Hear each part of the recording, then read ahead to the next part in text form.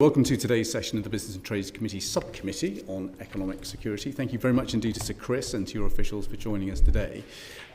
Sir Chris, we mark this terrible anniversary this week, the fourth anniversary of Russia's full-scale invasion of Ukraine. But we're in a situation where UK components are still turning up in drones, which are fired at the brave Ukrainians. Last year we imported potentially billions of pounds of oil products made with Russian oil. And this afternoon, Sky News is reporting that we have tankers sailing through the English Channel with up to $100 million worth of oil on board. How are we still in a position where we haven't yet shut down all trade of any sorts, either directly or indirectly, with President Putin's war machine? Well, first of all, let's just acknowledge that it's the fourth anniversary yesterday, and we introduced a new set of sanctions yesterday, which perhaps we'll come on to. It is true that the Russian bear is a wily fox, to mix my metaphors, in the sense that, of course, they have sought to evade all our sanctions at every step of the way. And we've had to make sure that we are constantly updating and bringing in new elements of that process. We have had some significant successes. 99.6% of Russian trade to the imports to the US to the UK have stopped. We behave slightly differently from Russia in regard to humanitarian issues. So we still export to Russia pharmaceuticals and foodstuffs because we believe that that's a humanitarian issue, and we don't believe that we should be taking the war to the civilian population in Russia. It has had a big effect on the Russian economy. Something like 41% of their federal budget is now spent on the war. 16% interest rates they've got and 8% inflation, and Putin himself has acknowledged that it's had an effect. But I don't want to pretend to you that we're not going to have to continually we are always going to have to keep on ratcheting up the pressure, which is why yesterday, in relation to, for instance, some of those who've been facilitating the Russian shadow fleet, we've introduced sanctions against Western insurance group, which have been providing the insurance for that. We've also already sanctioned 520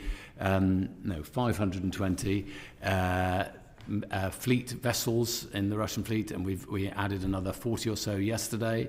And we've also tackled the pipeline, as well as increasing both last October and then in December our action against Russian oil. In relation to crude oil that is refined, which I think is the point that you use the word potentially, because you're quite right, Mr. Byrne, that we don't know the precise figures of the amount of Russian crude oil that might have been refined in other countries and then brought to the UK, but that is one of the statutory instruments that will be laying very soon, precisely to be able to tackle that issue of oil that has been refined in other countries and then being brought into the UK. And the other thing that you asked about was why are there things that have been made in the UK that still end up in Russian drones? If you'll just allow me a slightly lengthy answer, it's firstly because we have three lists in essence which deal with all of this. First of all, there's the export control list, which is things which doesn't just apply to Russia, it applies to anywhere in the world where we apply for military and dual-use equipment. We have export controls. We also have the common high priority list, which is a whole series of things. Both of those lists and the second list is the things that are sanctioned. Both of those lists are agreed between ourselves, the US, the EU and Japan. So that's a shared list. And then we have a specific list of our own, which is taken out of those lists, where we know that there are some things that we don't produce, so it's unlikely that they would be going into the supply chain anywhere in the world. But there are issues where there are things where we know we have problematic or potentially problematic items or sectors, and countries, jurisdictions where we need to work hard to make sure that things aren't being diverted through to the end use, through to Russia. It does mean we don't have controls for everything, and so there will be some things that might have entered into the stream because they were sold long before the war in Ukraine, or because they are simply things that are not on either of those two international lists. But then the other element is that whilst we have worked very hard with industry and with other countries to try and make sure that there is no diversion of material that is licensed or is allowed to go to other countries through into Russia, nonetheless, we will be, I can announce today that we are going to introduce legislation to make sure that we tackle what is called sanction end-use controls. So anything that where we think it might be problematic because of where it will eventually end up, we would be able to insist on people getting a license before they're able to export. I see, that's very helpful. So at the moment, not every item on the common high priority list is subject to strategic export controls. Is that the case? They're two different things, yes. Yeah. And what do you think is the overlap between the two at the moment? In terms of like a percentage? Well, or I think there's about 100 things on the common high priority list. How many of those items are subject to strategic export licenses? I don't know the answer to that question. Does anybody, we might... The classification is a little bit different as well because of the way export controls work and the codes and the way sanctions work. So it isn't a precise match. There is some overlap, but we'd have to take away the precise percentage of that. But there is certainly some. It just sort of strikes me that if the West has basically agreed a list of common high priority items that we don't think should be allowed into Russia, perhaps there is a strong case for looking hard at whether they should all be subject to strategic export controls in order to deny them ever going either directly or indirectly to Russia. That wouldn't necessarily deal with the problem that I think some of the newspaper stories have come up with, because some of those are items that wouldn't be on either list because they are so generic and so much part of... So some of the things that have been found to be in German 2 drones, for instance, are things that you would find in children's toys. I'm not sure that it would of necessity answer the problem that we may have, but I'm happy to consider it. As I say, the thing that we consider most clearly is, are there things that the UK doesn't produce at all, and therefore it's unlikely that we're going to be needing to, we need to take action on. What therefore is the point of having a common high priority list? Because we've determined that there's a whole series of things that we do want to sanction, and we want to make sure that they don't get through into the Russian economy. And we've done that on a joint basis. I think that's important wherever we possibly can in this. All these countries have wanted to debilitate the Russian military complex, and that's what our aim is, by denying them either cash or by denying them materiel. So if there is, as you just said, a case for ensuring that common high priority list goods don't go to Russia, either directly or indirectly, then presumably there is a case, I'll put it no stronger than that, but presumably there is a case for ensuring that all of those items are subject to strategic export licensing controls. I'll turn to my officials in a moment. I'm slightly, I think I want to reserve my position a little bit, just because we already control quite a lot of things, and we do thousands of licenses every year. And one of my concerns, as I know I've expressed to the committee before, is about making sure that we're making timely decisions on those licenses. So if we're to increase the number of things that would require licenses, would that be proportionate to the damage that we will be dealing with? And where would we find the resources to be able to do that swiftly enough? Understood. How else will you stop common high priority list items getting to Russia? Sorry, say that again? How else then, if you're reserving your position, which is fair, on strategic licensing, what are the other ways in which you will ensure that common high priority list items don't get into Russia? Well, if they're made here, obviously. This is the sanction list. I mean, it's a criminal offence for them to be going and provided by the UK. But as I say, some of those things are not produced in the UK at all, so it's not an issue for us. But they are produced by other countries in the list that I mentioned. Okay. Well, could you therefore perhaps give us your analysis of the common high priority list items which are subject to strategic export licensing controls at the moment, and which are subject to other kinds of controls that you're exercising. So at least the committee can see where is there a set of items which are, if you like, sanction-free or indeed export license-free. Everything on the common high priority list is sanctioned. Is sanctioned. End of. Perfect. Yes. So it's just that we don't produce some of those, which is why we have our own bespoke list of things where we are most concerned. Yeah. Because we do produce them, and they might be going to other countries, and some of them it's either in a sector which is significant to us, or but these are still sanctioned things. We're trying to make sure that they aren't diverted to a third to Russia via a third country, such as Kazakhstan. And I met with the Kazakhstan foreign minister this morning. It's one of the things that we discussed, and I'm meeting with him again tomorrow. And we have a list of countries, of territories which are of concern to us. So that's the situation that we have at the moment. Yep. But when we are able to introduce, as I say, the legislation on sanctions end-use controls, I can never get this phrase right, sanctions end-use controls, then that will mean that those items going to those countries, if we are of concern, there would actually have to be a license to be able to send them. So they're not sanctioned to go to Kazakhstan, but they are sanctioned to go to Russia. Okay. I'll bring in Alison Griffiths at this stage, but I want to just come back to this question of trade diversion in a second. Alison Griffiths. Thank you very much, Chair. I just wanted to go back to the point about new sanctions coming in on the 4th anniversary.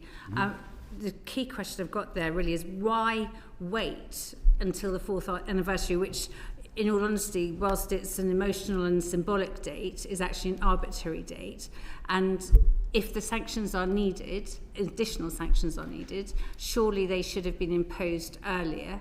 And once you've imposed these new sanctions, what else do you have in your toolbox, and when will you deploy them?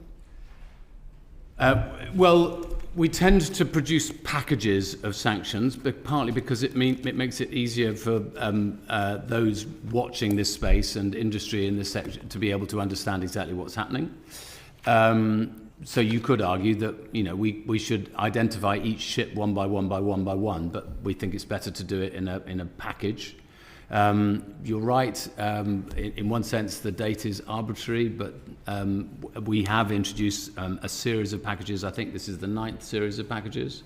I'm looking to HMRC here, but I should be looking really to the Foreign Office. The 9th in terms of statutory instruments, but we've done many more packages of designations on individuals and companies as well. What kind of what's the sort of gap in between, or what's the trigger that pushes you to the next stage? So within each individual, the world changes, and we note different versions of diversion or evasion of sanctions, and so we want to make sure that we tackle it. In particular, in relation to the Russian fleet, shadow fleet, it's not just that we wanted to tackle the fleet ships themselves, but we've also, yesterday, one of the things we spotted more recently was the insurance that is provided for them, so we've taken action against them. Likewise, in October, Foreign Office will correct me if I've got this wrong, but in October we took sanctions against 4 of the major crude oil producers in Russia, and then we added another 4 in December, and now we're tackling the pipeline. So sometimes it's just when we've spotted something new, and we try to do it as swiftly as we can. Often we try to work as closely as possible with our international allies, just because obviously there's a slight danger that if we've taken action and somebody else hasn't, then it might mean that effectively diverts the evasion to another territory. Okay. Let me just round off on the common high priority list. So presumably the government has a pretty good map of the supply chains that go into producing anything that's on the common high priority list in the UK. Yes. That didn't sound terribly convincing. No, because I'm not sure where you're going. Well, there is a way of enforcing that we're not clear the government is pursuing. So we can see that there's a pretty tried and tested system of farming data coming in from banks, other financial institutions, and that does appear to account for a significant number of the investigations that are triggered.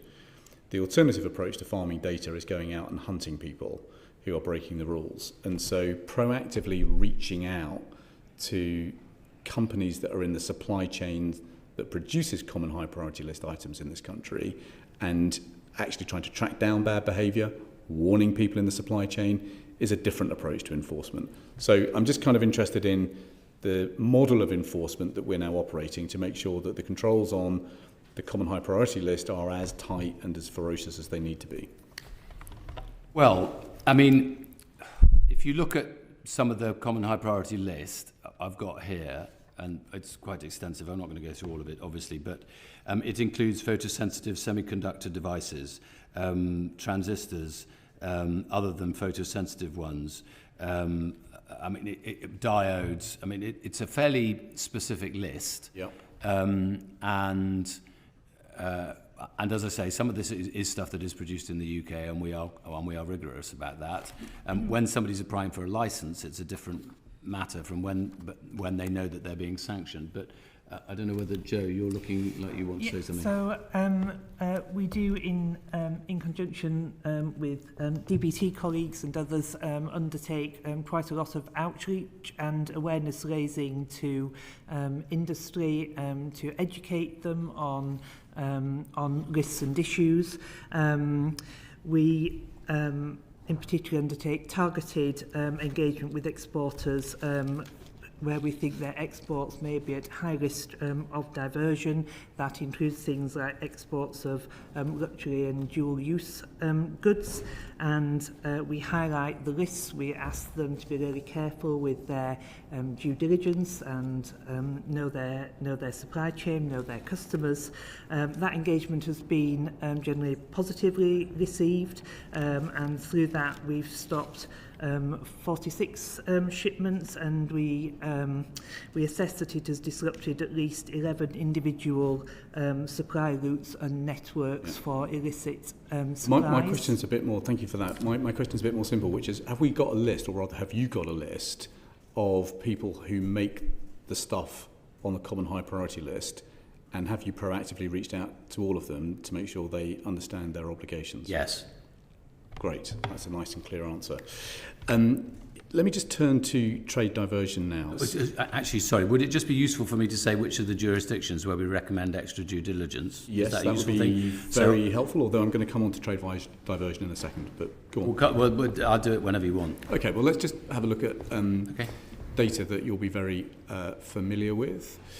So when we look at exports from the UK of, let's say, machinery exports to Armenia, we can obviously see a really large spike after the war began, after the second invasion began.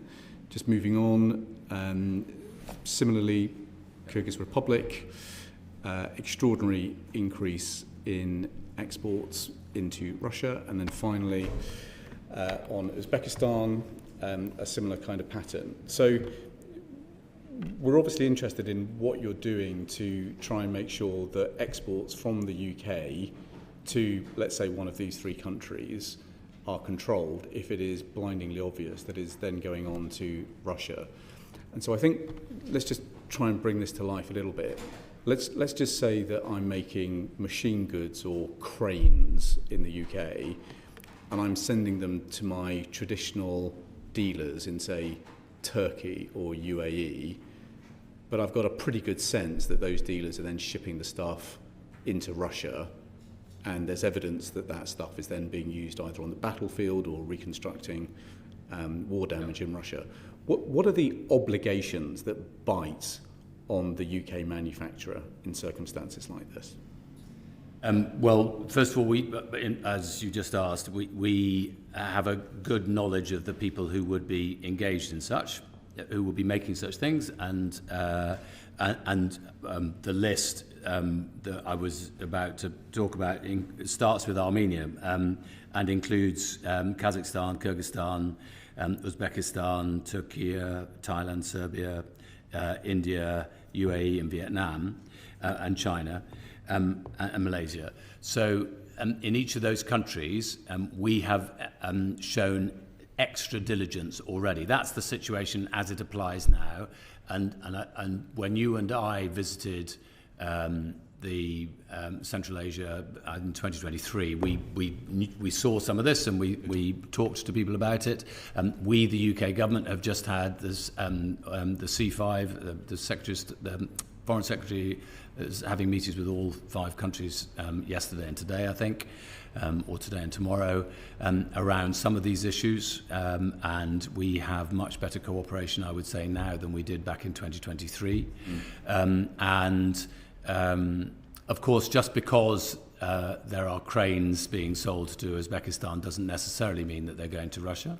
But the big difference that we will be able to make now is that if somebody is manufacturing cranes and sending them to Uzbekistan under the legislation that we're intending to bring in the very near future, the sanctions end-use controls, we will be able to say, you've actually got to get a license to be able to do that. I see. And that's one of the things I know the committee's been thinking about and pushing for, and it's one of the things that we're taking action on the back of your... That is significant progress. Am I breaking the law today if I'm making a crane and selling it to my traditional dealers in the UAE, safe in the knowledge that they're probably sending it on to Russia? Well, safe in the knowledge is quite an interesting phrase that you used there. If you are knowingly and or I think recklessly, knowingly and recklessly? Definitely knowingly. Yes. And knowingly expecting it to go to Russia, then you will be breaking the law. You would be that's an offence. Okay. So in order to prove that I'm not doing that knowingly, what do I need to do? Well, at the moment, you would talk to us, but when the legislation comes in, you will have to seek a licence. Perfect. And you will have to be able to prove, where it's going to go and where it's going to stay. Just as if I give another ECJU example, let's say you were producing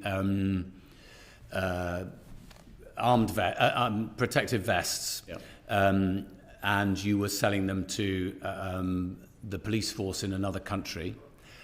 You would need to get a license, and one of the questions we might ask you is, where is that going to be used? Because if it's going to be used in an area that is of, to enable repression, then you wouldn't get the license. So at the moment, I commit an offence if I am basically sending goods to an intermediary knowingly, in a way that allows that to then go to Russia. If you are knowingly evading sanctions, then you are breaking the law on sanctions, and that is a criminal offence. And there are probably know your customer rules that I ought to be going through today. But the new legislation is going to put this beyond doubt, basically. Completely, because you will have to apply for a licence for any of these. And I mean, obviously, the precise legislation has still to be laid, but we intend to do so as soon as we can. Good. In this Parliament, or do you think that will be a King's Speech measure? In this session, you mean? Well, I don't know the answer to that, and that's normally for the Chief Whip and the Leader of the House to decide. I see. But you're expecting to do it this year? I want to do it as soon as possible, so yes. Thank you. Charlie Maynard. Afternoon. Just going back to the pipeline and the package. So, as per your announcement yesterday, Target's one of the world's largest oil pipeline companies, PJSC Transneft, responsible for transporting over 80% of Russian oil exports. This is the 9th package. Why wasn't this in the first package? Because I don't understand. This is huge. Mm-hmm. It's stationary. It's obvious. Why are we taking 9 sanctions and 4 years to get round to sanctioning something which has got enormous amounts of money coming out of it for the Russians?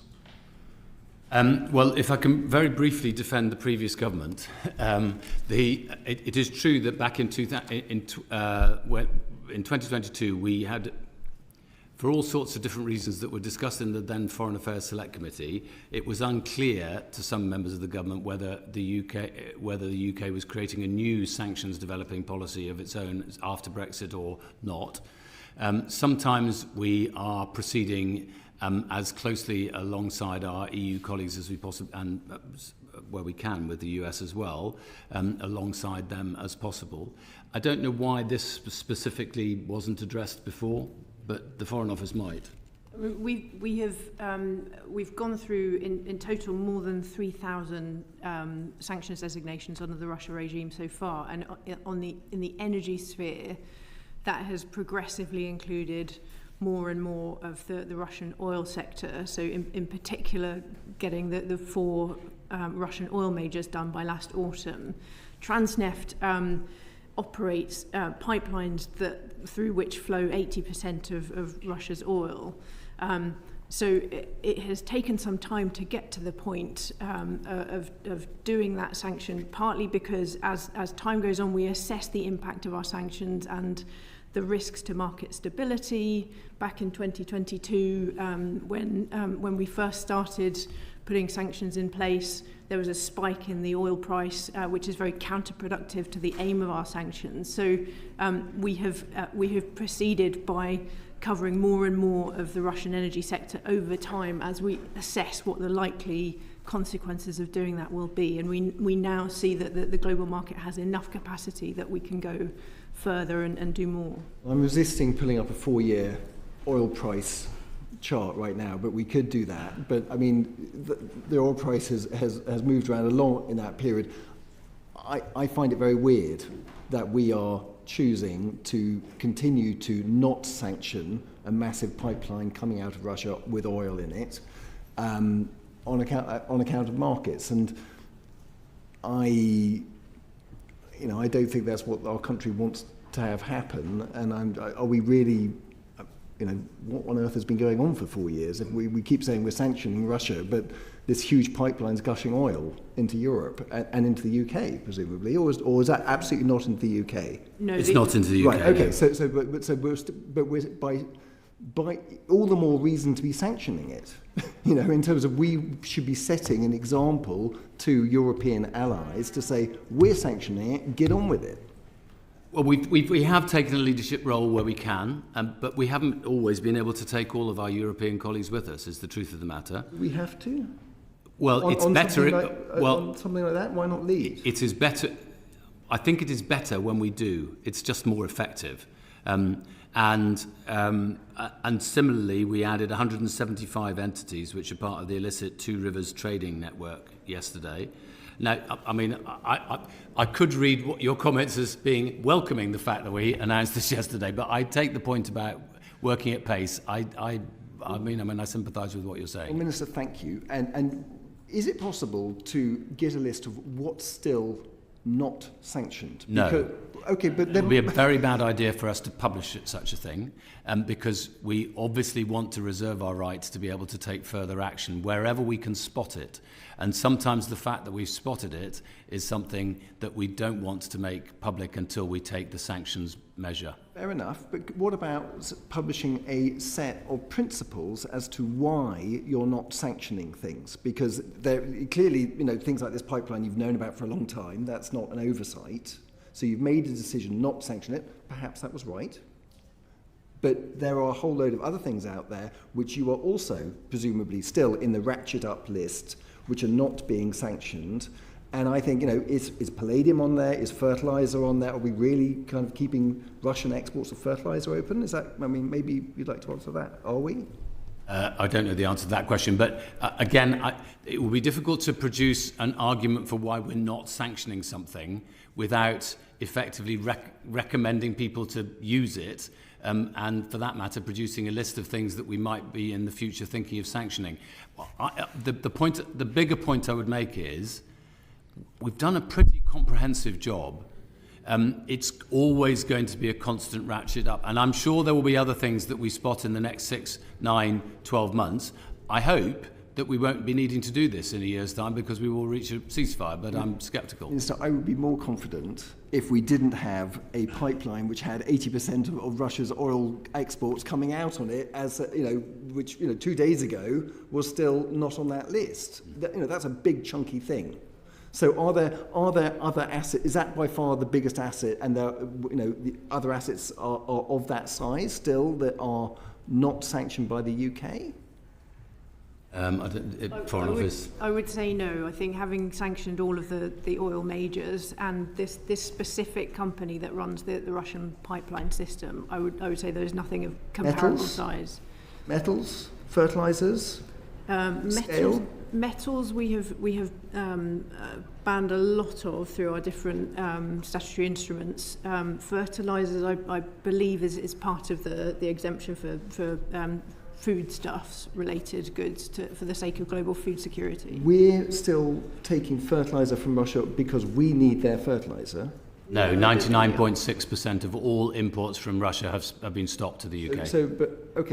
But are we... But sanctioning is different from preventing imports. Chair, if it's possible, are we able to have broad categories to say we are still not sanctioning metals, fertiliser? Not going to produce a list of things that we're not sanctioning. I think that would be a complete own goal. Why? Well, because it's effectively declaring our impotence in some regard, and it would also imply that we think we should sanction in this area, but we're choosing not to. I think it's an odd request, if I'm honest. But Sir Chris, there are some strategic sectors where we have said, as a country, that we're not going to implement sanctions. So, for example, life science products, for example, you said at the top of the meeting pharmaceuticals and foodstuffs. There will be some goods that we don't want to ban exports of. Mr. Maynard is then asking, well, what are the goods or services that we are still importing from Russia? We're not. We've removed 99.6% of all imports. I can try and find out what the 0.4% is if you want, but we are about as comprehensive as possible. And I heard the comments that have been made in previous debates about us relying on Russian oil and gas. That simply isn't the case. I'm going to come back to oil derivatives in a second, but can I just bring in Mr. Cooper on this point? Thank you, Chair. You're talking there about the shutting down of imports. I'm concerned about fish because I was astonished to find that we actually are importing Russian fish, perhaps not knowingly, because it seems to go via China, and Russia ramped up its exports into China. One figure I've seen says that it rose by 15% after the invasion to something like $2.5 billion worth of fish going to China. At this point, it seems to be washed and it becomes Chinese, and it then comes into the UK largely in the form of block fish, which I think goes into things like fish fingers and things like that. That's sanctions dodging, isn't it? This is a cash crop for Russia.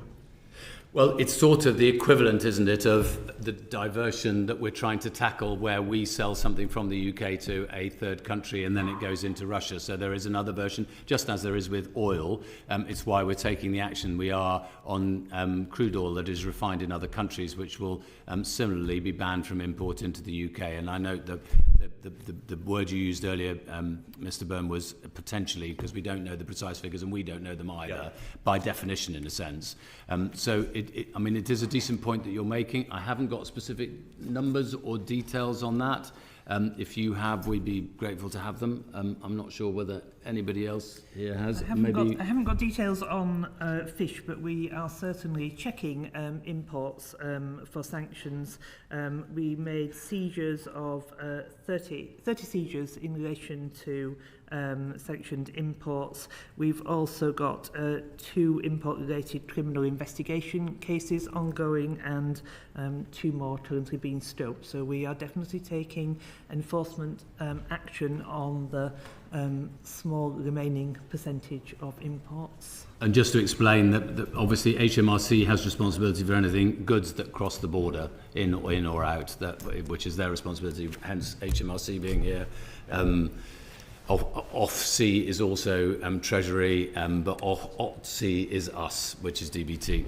Yeah. And sanctions policy lies with the Foreign Office. Anything further on that specifically, Mr. Cooper? No, thanks. That's okay. Great. Let me just come to oil derivatives then, in that case. Yeah, we spoke about it in the Chamber a couple of weeks ago. Yeah. So India is importing oil and gas from Russia. It has got a number of refineries. I think 4 out of 5 of them are state-owned, the 5th being Reliance. They are processing that oil and gas into petrochemical products and exporting it, including to the UK. So essentially, we are receiving a mixed bag of petrochemical products, some of which are Russian product, into the UK, various products. The Europeans have shut down that trade. We haven't. You said by spring, the windows are open, it's warm. Can you say by recess? Because there is a war on. We really, and I'm not trying to give you individually a hard time here. No, I know you're very keen to get the shutdown, fine, but we really do need to get the shutdown as fast as possible because we should not be buying this product. Yes, I completely agree, and we are taking that action, and it will happen very swiftly. I'm just always slightly hesitant about timetables. because in my 25 years in Parliament, I've never known a minister managed to deliver a timetable that they thought they were going to deliver in terms of legislation being on the statute books. But unless my DBT colleague wants to, Anna, no. Yeah, as you say. In the end, the actual timing it ends up being down to the Leader of the House and the Chief Whip. I think very swiftly was the phrase you used. It was, and Quite close to imminently, but it's not quite imminently. These are words that have been used, and for that matter, spring. And I hate to go back to Julie Andrews, but I have confidence that spring will come again. Okay. Anything further on that? Well, yes, I mean, is the UK supportive of a full maritime services ban on Russian-related products or not? I can't remember where we're going on that. Where are we going on that? That's Foreign Office, I think. We've spent a lot of time with our European colleagues on this. Yep. And, we can see the ambitions of the Maritime Services Act that they are proposing. We understand that our American colleagues are not quite there yet. We want to try and make sure that at least the UK and the EU are joined at the hip on this. Yes, we would support moving to a full maritime services ban on Russian crude oil and refined oil products, working with international partners. So we continue to discuss that with the Europeans. And just on the Europeans, Americans, so does that mean if we won't do it without the Europeans, but we are okay to do it without the Americans? Is that? We moved in October and December without the Americans, but with the EU. Yes, I think we would like to work with as many international partners as possible, but yes, I think in particular the EU. And just running a little bit further, so maritime services, we've got a big services economy. What finance, insurance? How confident are you in terms of shutting down the relationships on finance between Russia and the UK, because they have been very substantial, and how much is that being shut down? I mean, a lot of banks are sanctioned. Russian banks are sanctioned already, and there, from very early days, there was a large amount of disinvestment in Russia, which was prompted by the sanctions regime that we'd instituted. I've already referred to the fact that one of the effective facilitators of the shadow fleet is the insurance mechanism, and that's one of the things that we've taken action against now. I mean, it's quite shocking, frankly, that exists in the West as it is. And to answer your question, of course, we would always like to be able to take all of our international partners with us. And when we're entirely on our own, it's less effective. But if it's us and the UK and the US, or us and the EU, then we do want to be able to proceed where we can. So if the EU is up for it, we won't let American reluctance get in the way of acting. That is right. That is correct. And give us a sense of the timetable on which you hope to move for this. You can go anywhere. You can pick a season. You can say imminently. You can say very swiftly. Give us a sense of your ambition. And pick a year. I mean, I'm very reluctant to give a timetable unless the Foreign Office has got a timetable in its mind. I think we would like to move as soon as possible, but it's dependent on European partners. Okay, thank you. The Graham Bill, I think, is also making progress in the United States Congress. I mean, do you have a sense of how much of a gap there is between legislation in Congress on sanctions and how much there is a gap between us? So we know within Congress there are colleagues who are trying to get tougher on sanctions.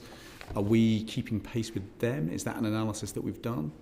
Well, obviously, the US is a mixture of processes, because you've got Congress and then you've got the administration, and trying to make all of that work in harmony is an important part of what we're trying to do.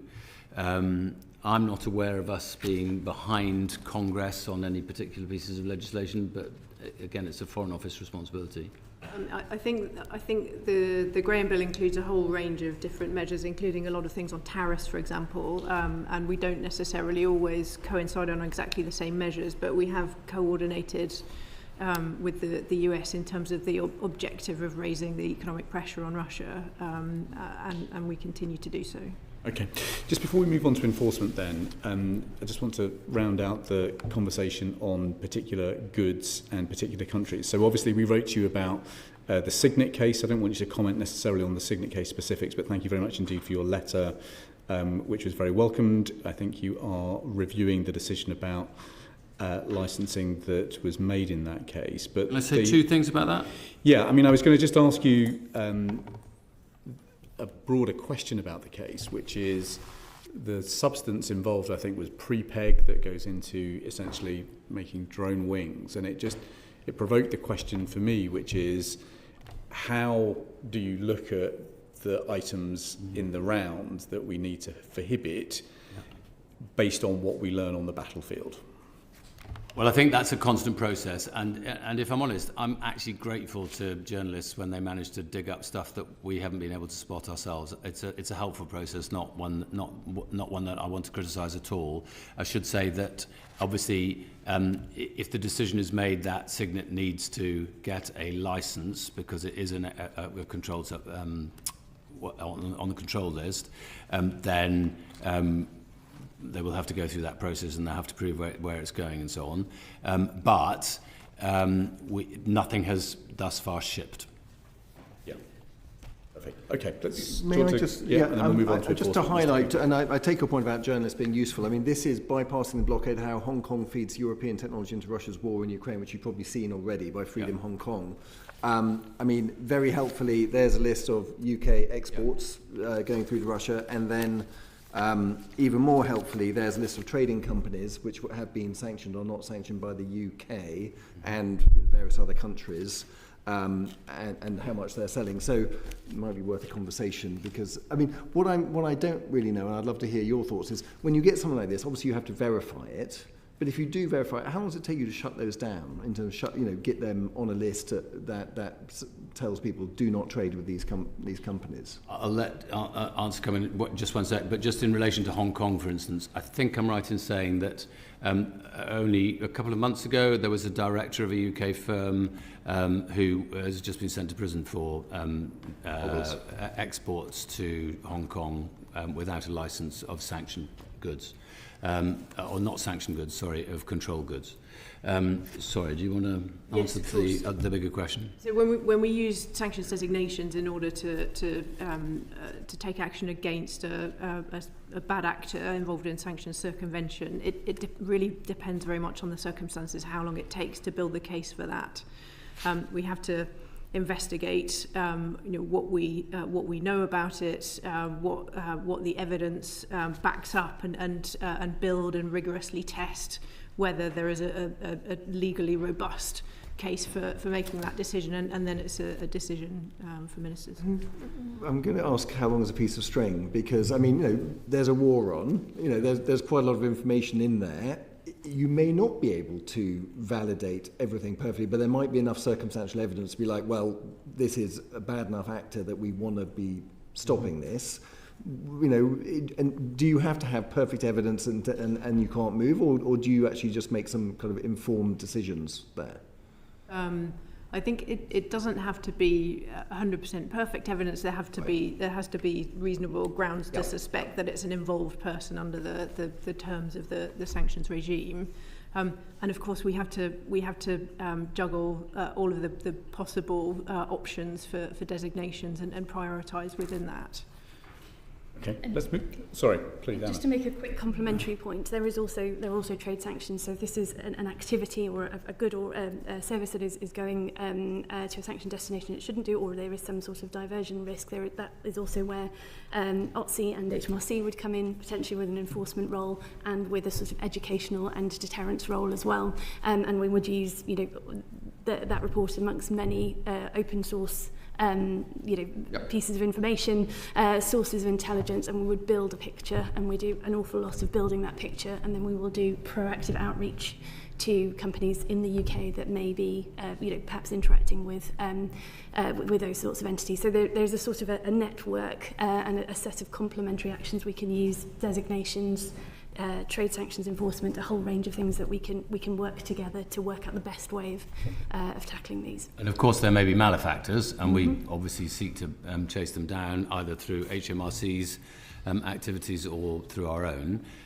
But I would say that in the vast majority of cases, industry works closely with the department to be able to get to a good set of outcomes. It's a complex mix, is the truth, because we've got not just financial sanctions, trade sanctions, transport sanctions and immigration sanctions, and that whole mix is quite complex for some people to be able to negotiate. And you're about to get end-use licensing as well with your new bill. Okay, let's turn to enforcement then. Ms Cooper. Thank you, Chair. The Office for Trade Sanctions Implementation, OTSI, looked very business at the start. It was supposed to crack down on companies dodging Russian sanctions and ensure that companies who are found to be dodging strict trade sanctions will face tougher penalties. So where are we 18 months in, though? Looking at it from the outside, we're not seeing much enforcement action there, and it does seem heavily reliant on self-reporting as well, which obviously, if you are a bad actor, then you won't be turning yourself in. So what difference has OTSI made? Well, first of all, it has only had 18 months, and it isn't able to investigate things that happened before its powers came into operation, obviously. So I would expect the numbers to go up of instances over future years rather than to go down. We have got about 5 cases which are quite close to conclusion and could lead to substantial measures being taken. You're right that you call it self-reporting. It's mandatory self-reporting. So we made sure that the legislation made sure that OTSI was going to have things reported to it that it would then be able to take action on. Significant numbers of cases have been either closed because there is nothing to pursue, or have been referred directly to HMRC or to other government departments to be able to take further action. I'm confident that it's operating effectively, but it's part of a suite of operations, and it works very closely with HMRC. And with all of that pattern, I think we have got pretty effective enforcement of our sanctions regime. I would argue that it's more effective than any other country that I have yet seen. Okay, and so OTSI, then we may not be seeing results in OTSI's score chart then, we may see it on HMRC's scorecard rather than on OTSI's then. Yes, I've got the numbers somewhere. I think we've had 185 potential breaches that were reported. 5, as I say, are at a late stage. 117 closed, 57 reported to HMRC. I don't know whether HMRC wants to take up the baton. So in 2025 we had 42 referrals from OTSI, 19 are still under review for which action we are going to take.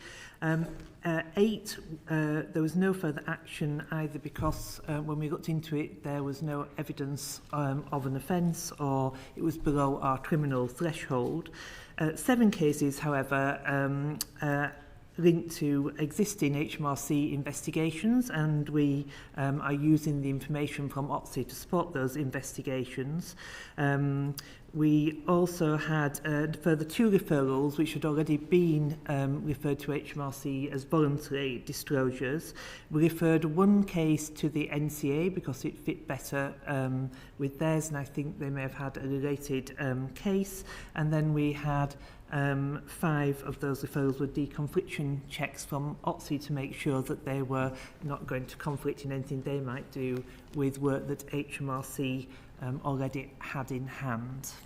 And Minister, you talked about the suite of options that you've got. I was very interested that in May last year the government said it would explore the possibility of cross-departmental joint sanctions intelligence function, which sounds like the old phrase, a bit of joined up thinking, to underpin all this sanctions enforcement. What progress has been made on that? Do you have a kind of cross-cutting or overarching body that's drawing together the strands of this suite?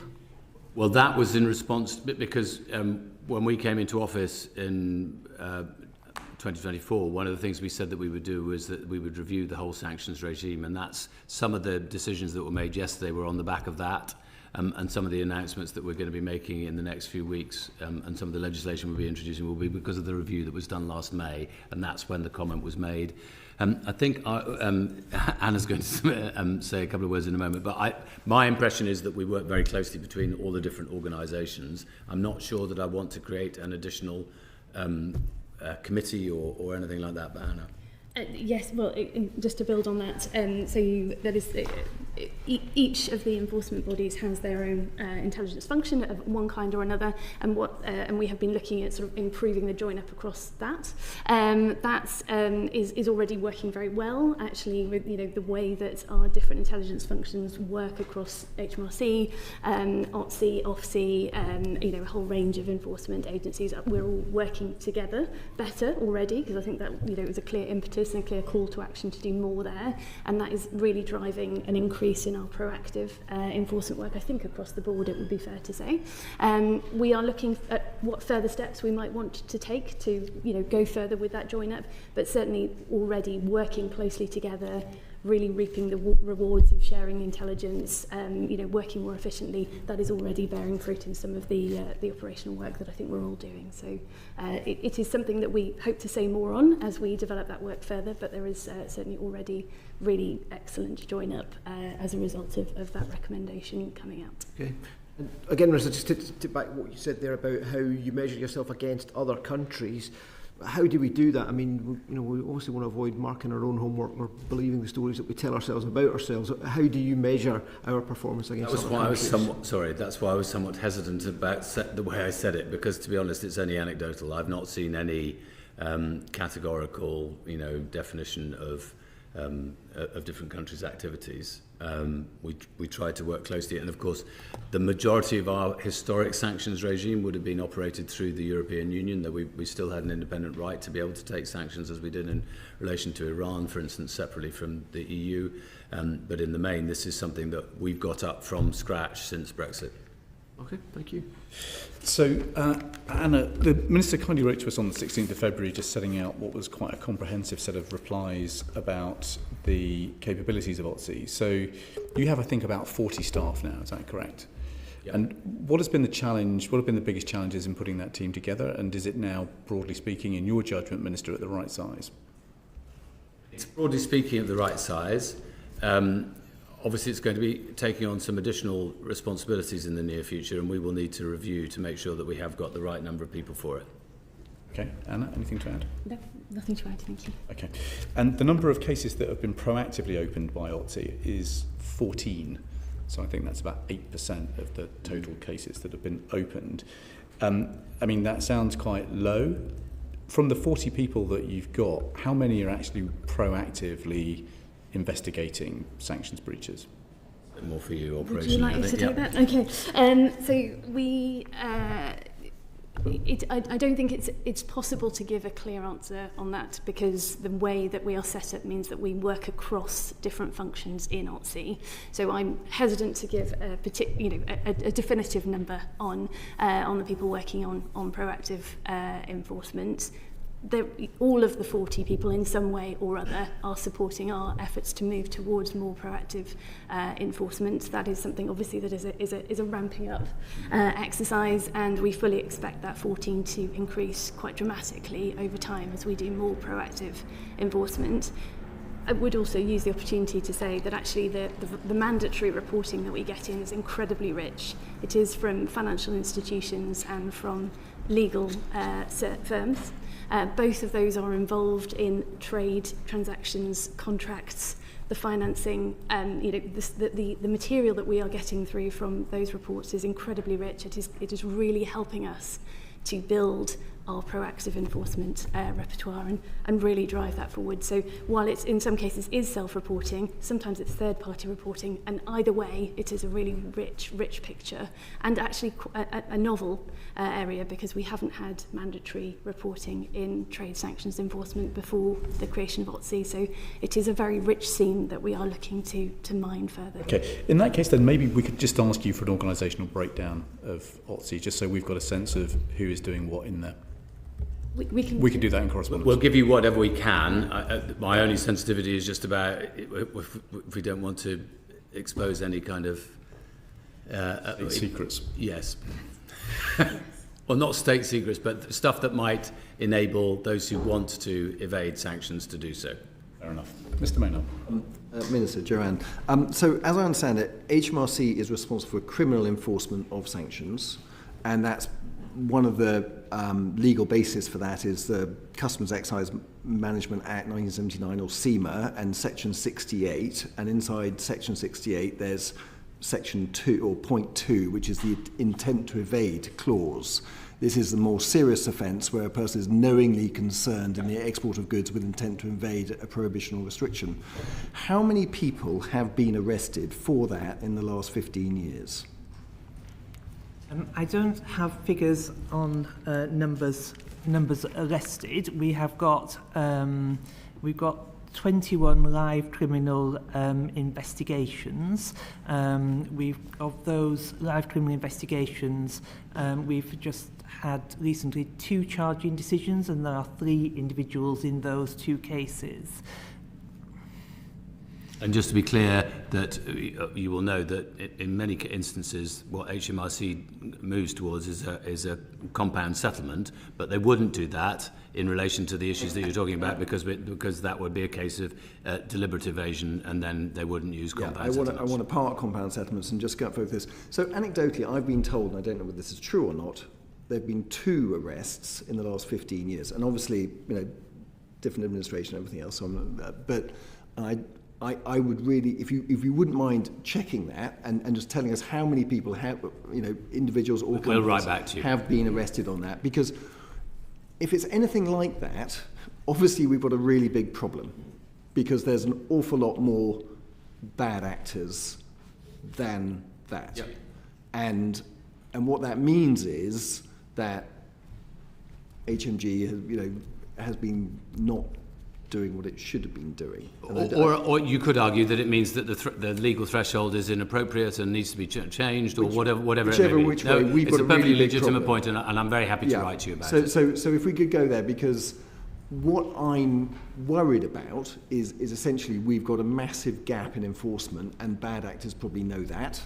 And if we are being serious about sanction enforcement, we need to close that gap really, really fast. And I don't know what all the answers are on that, and I'm not expecting you to have all the answers on that, but I really do want to let's get the facts open there so we actually know what the state of play is. Happy to do that. Thank you. Do you want to move on to compound settlements? Yes. So first of all, it's a weird euphemistic term which I didn't understand until somebody described it to me today as shakedowns. I'm not over the shoulder on that one, but essentially it was like somebody says, I've made a technical error. You go, yes, you have, and we'll have some money for that, please. And they hand over the money, and it's quits, which is possibly all right. But if that's all that's going on, and we're talking, ultimately what I'm looking at is, my sense is we've got people doing tens of millions, hundreds of millions of bad acting stuff with Russian oil and gas swimming around on a massive scale.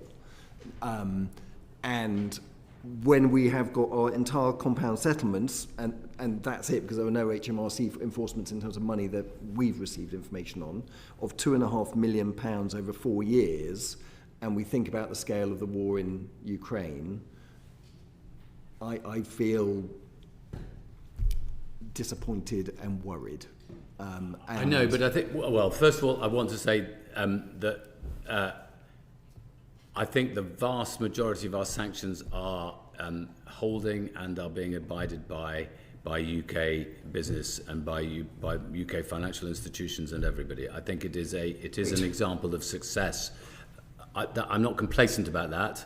I want to do everything I possibly can to make sure that Putin doesn't win, and so on. But now, compound settlements are not. Don't just. This is beyond. I'm about to stray beyond my knowledge, probably. And Let that stop you, though, Sir Chris. No, you've saved me many times, Mr. Byrne. But just on this occasion, compound settlements are part of the way that HMRC does a lot of its business. So, for instance, if there was an investigation into your income tax, then they might come to a compound settlement as well. But it. And there are legitimate questions to answer, but go on. And just before you do, let me frame it in this way. So the evidence that we have taken from a range of experts in this field delivers 2 points. One, the risk of a compound settlement which doesn't name the perpetrator, means that we don't have the proverbial heads on spikes, and therefore we lose a deterrent effect, which is tried and tested practice in the United States. Yep. So OFAC have been pursuing that kind of strategy for a long time very successfully. The second issue, as Mr. Maynard says, is that when we look at the total number of pound notes received in compound settlements, it looks quite low given the kind of evidence that we hear about the scale of sanctions evasion. So we're concerned as a committee that compound settlements are undermining the deterrence of the enforcement activity that is being undertaken, and we're not sure that it's on the right scale. So if I just answer the first bit and then Joe will answer the second bit. So one of the questions, a perfectly legitimate question, is around whether we shouldn't be publishing more details about, not just the nature of what has happened, but naming and shaming people. There will be undoubtedly an advantage to doing so because of the deterrent effect that you've referred to. The downside of it is that by definition a compound settlement is a sort of agreement with the other party.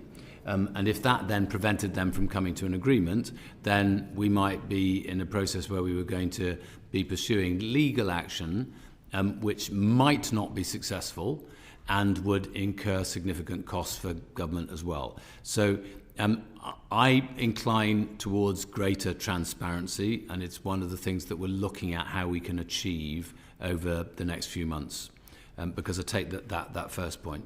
Say more about that? What do you mean you're looking well, at it? Well, it's not entirely...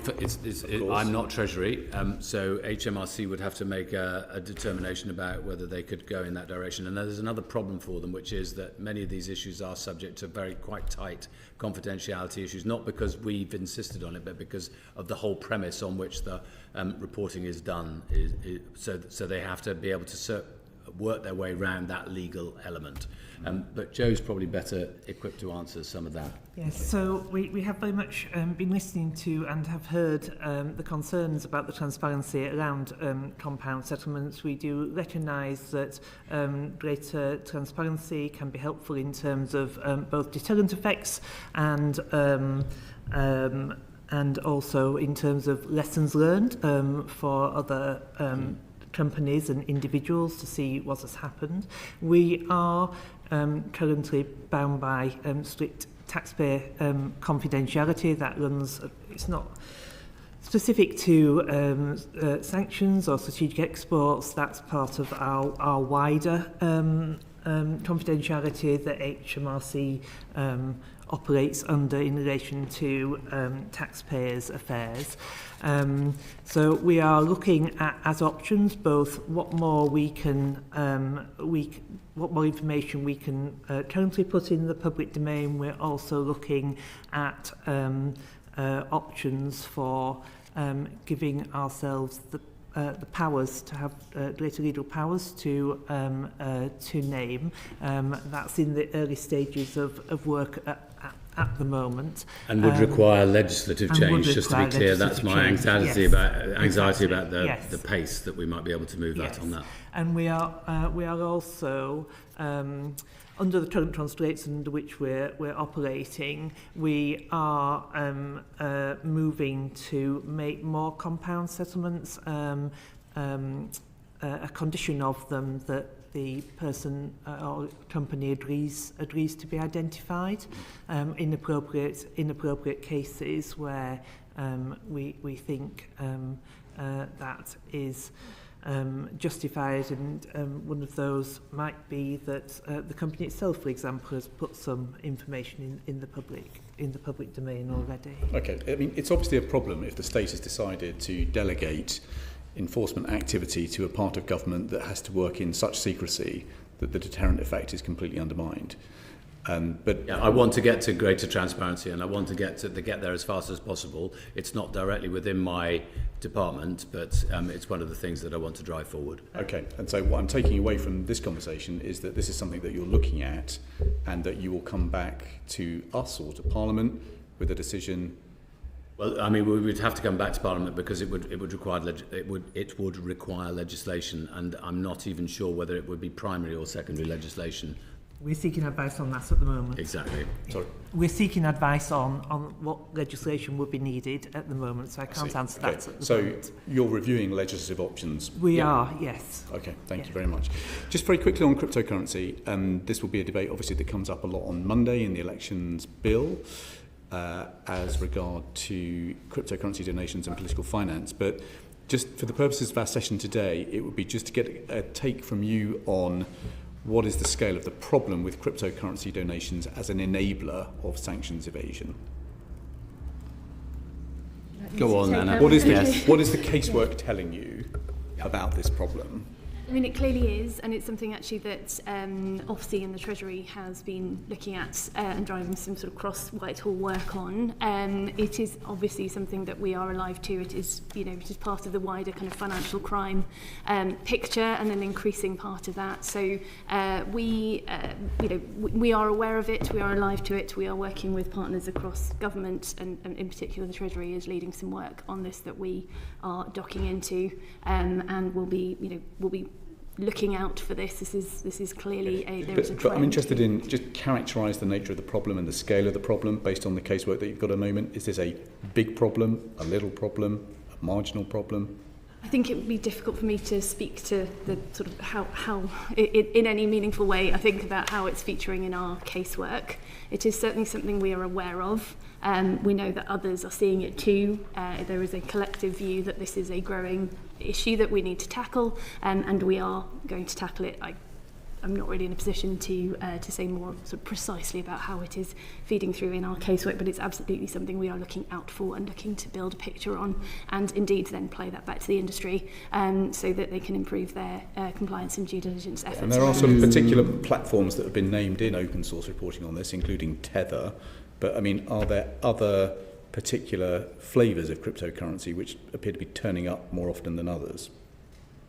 I was simply going to add that, of course, we have already designated Grinex and Mir cryptocurrencies, which are effectively the infrastructure behind the ruble-backed cryptocurrency token A7A5, which you'll know about. And OFSI is working in partnership with the multi-agency Crypto Cash Fusion Cell, which has enabled quite a lot of intelligence-led enforcement against UK-based sanctions offenders.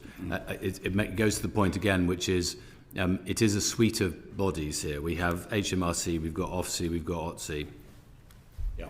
Joanne, is there anything you want to add to the picture that we need to understand about the use of cryptocurrency donation and sanctions evasion? Nothing on cryptocurrency precisely, thank you. Okay, thank you. Okay, going to just switch focus for a moment to the... Sorry, Chair, just to be clear, it will be OFSI that would have the primary responsibility for that, the Office of Financial Sanctions Implementation. Yeah, okay. We're just going to switch focus now to the occupied territories. Mr. Maynard, do you want to kick off? Yes. I was headed somewhere else. So, I mean, I guess we as a committee, we've looked into this and we are very worried about the loopholes in terms of product being produced in the occupied territories, which are occupied, and coming onto British shores. And we can focus on the goods, but we also really, really want to focus on the services, because I think that's every bit as big, if not a lot bigger. And we will be writing, perhaps with the Chair's permission, a letter of various concerns that we've heard from various parties, including Amnesty, about those gaps. But if you could give a flavour as to what you as a team are doing to close those gaps, goods and services, that would be really appreciated. And I've met with Amnesty as well. I had them in my office a couple of weeks ago, I think, just before they came to see members of the committee as well.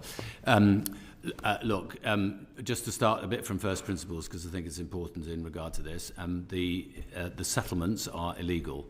And they are morally repulsive. And we have made, that is a long settled view of successive British governments, and we have been very clear with the Israeli government that not only the things that the Prime Minister said earlier today about Hamas and being, how they have to surrender their arms and not be a part of the future of Gaza, but equally that the drive towards additional Israeli settlements is legally wrong and morally repugnant.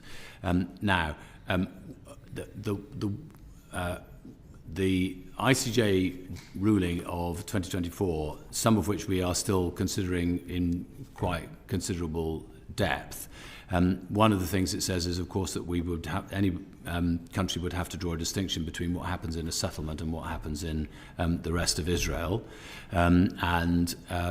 so part of what we are very clear about is that although there are preferential tariffs for goods from the rest of Israel, they do not apply to goods from settlement areas, settlement postcode areas, and similarly. We do not encourage any British businesses to be engaging in any shape or form in the settlement areas. Now that includes, if you make, bulldozers, or for that matter, if you provide financial services, which would be funding the building of apartment blocks or whatever it may be, we would urge people to take very close legal scrutiny of their decisions because we think that they could be in profound jeopardy. And I would go a bit further and I would say I would actively discourage any British businesses from being engaged in those settlement areas. So if goods are identified as mislabelled, what steps are being taken to verify the origin of the goods? I think that's one. No, HMRC, yes, it's a good, so it's crossing a border and therefore it's Anna. Sorry. Yes, so... sorry, Joanne. It's okay. So, importance seeking to claim preferential tariff treatment under the UK-Israel Trade and Partnership Agreement required to make a legal declaration confirming that the goods were not produced in any of the settlements listed as non-eligible locations, and that list of non-eligible locations is available on gov.uk. HMRC may initiate verification of origin checks on or after importation, and we do that on a list and intelligence-led basis. And in such cases, we may request further evidence from the importer or, where necessary, initiate a formal verification process with the exporting authority. And where HMRC isn't satisfied that the goods meet the conditions for preferential tariff treatment, then that preferential tariff treatment is refused and the goods are subject to the standard most favoured nation tariff rate. Nobody believes that the controls on imports from occupied Palestinian territories are strong enough. And when we talk to groups who work on this, they say that it's HMRC and Foreign Office who are the problem. So we do not appear to be policing these imports effectively enough. Often all kinds of excuses are kicked up about the difficulty in labelling things, but it just does not seem that we are approaching this with the right vigour. We have recognised the state of Palestine, and yet we are permitting the economy of the state of Palestine to be undermined through the continued trade from illegal settlements. And it's just got to stop.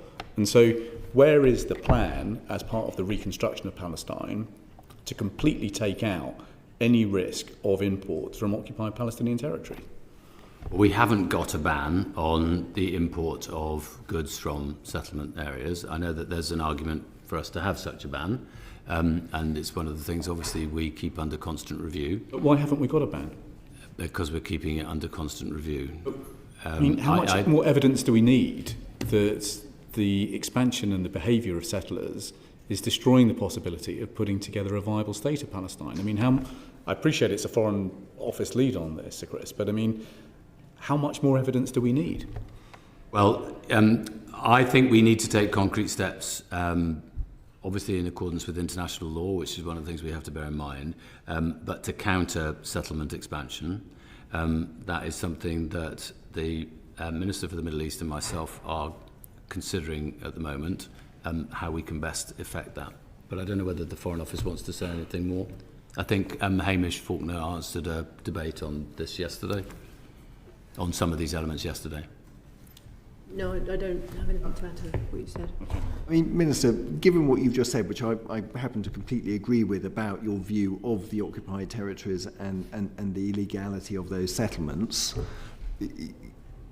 it doesn't sit well that we are not then acting on exactly what your sentiments are, and it's not just sentiments, it's facts, and putting that ban in place, because many other countries now are, Spain and Ireland, Netherlands, Belgium and Slovenia are all heading down that pipe as well. We set an example in the UK, people look to us, and we are, I'm afraid, it feels like sitting on the fence.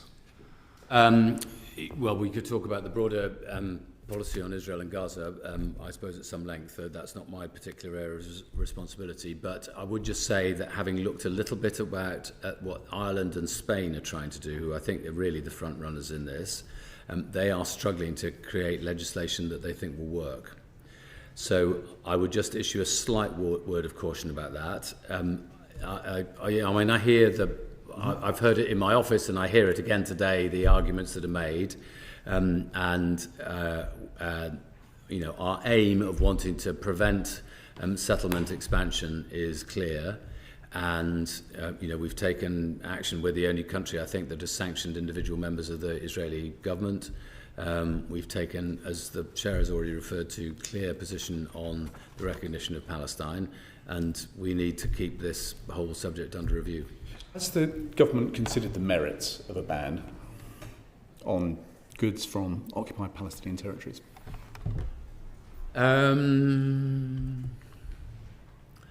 Not in the coherent way that I think you're asking me to stand up an argument around.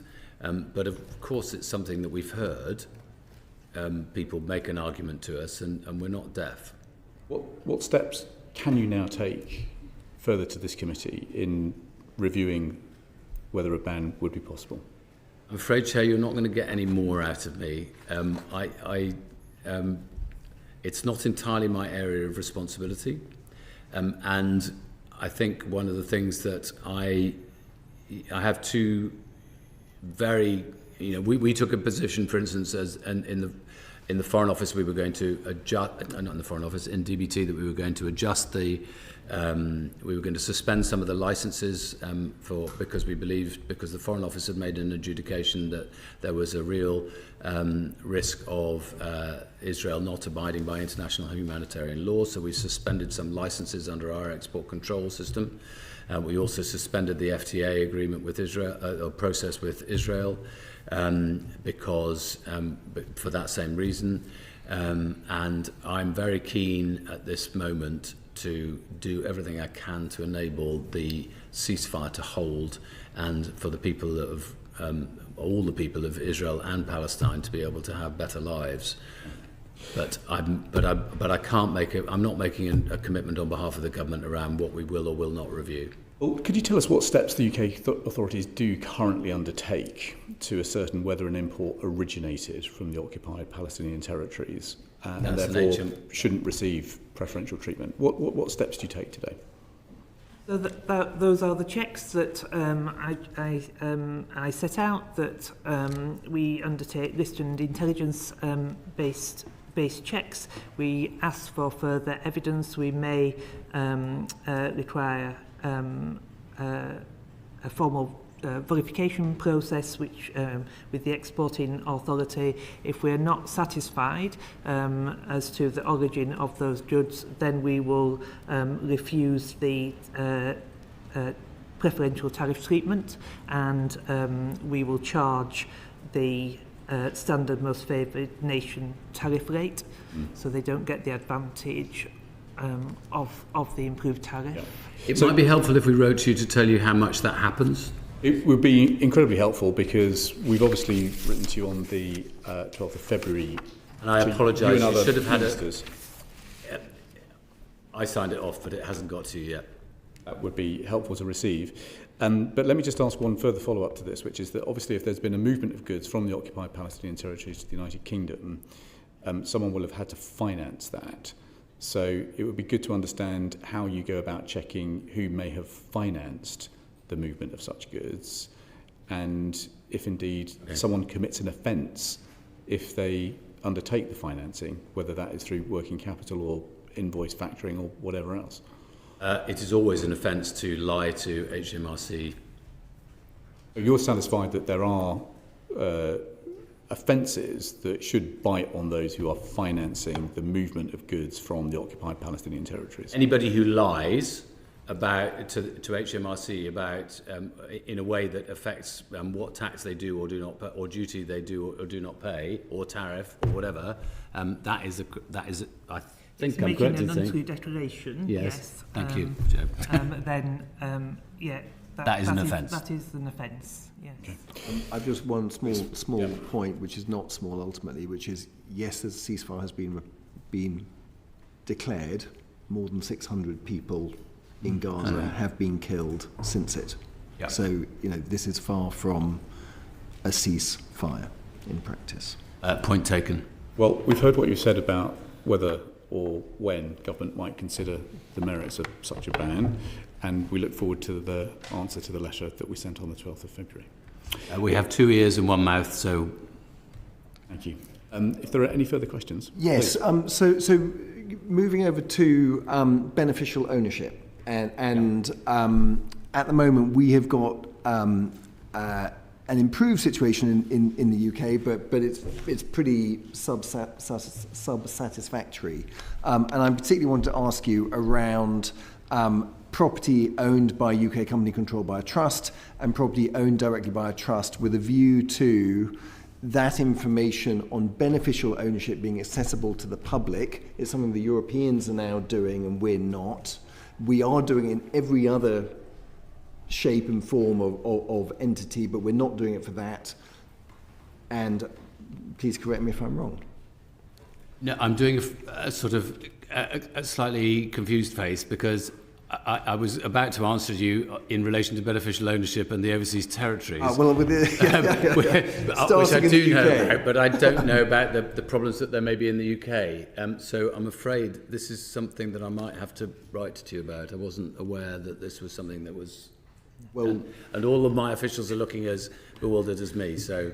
Well, and I'll the clerks, please correct me where I'm wrong, but as per the information we've received, if a property is owned directly by a trust, then there is no searchable register of trust beneficiaries recorded through the TRS. Where available, it can be requested by interested parties subject to a legitimate interest test, and that bit we really do not like.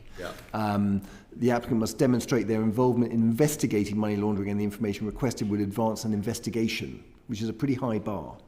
And it should just be in the public interest to have all this information available. So that's with regard to property owned directly by a trust. The second one, and there's only 2, is property owned by a UK company controlled by a trust. This information on public, the beneficial ownership accessible to the public, is not currently collected at all by Companies House. And then if it's the beneficial ownership known to the UK government, only the trustee of the trust need to be made known to Companies House. There is no obligation to report the beneficiary of the trust even to the UK government. So this is just game on for bandits.